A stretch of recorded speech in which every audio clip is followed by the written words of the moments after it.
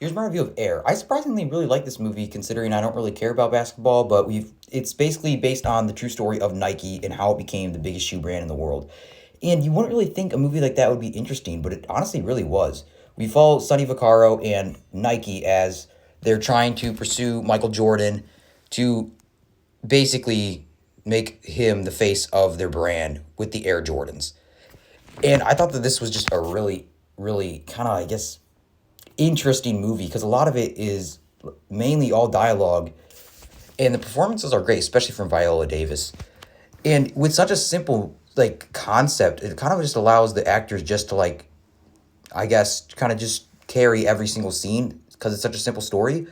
But somehow it was just so interesting in the way that it was shot, especially like when Sonny first kind of discovers Michael Jordan when he's a rookie, and kind of just seeing how he plays and like doing his fake outs like he does. And I just thought this was a really fun movie. And I do think that also Phil Knight, who's played by Ben Affleck, he has some really funny scenes too, who's basically the boss of Nike. He's like really funny in this movie too. But I think with such a simple concept, it kind of allows like this to be mainly all dialogue and all characters. And I thought that it was really interesting just hearing these conversations, especially with Phil and then Michael Jordan's mom Dolores, kind of like how she's basically being his agent because like she sees like what a grand opportunity he has, and also I did enjoy seeing like the '80s aesthetic.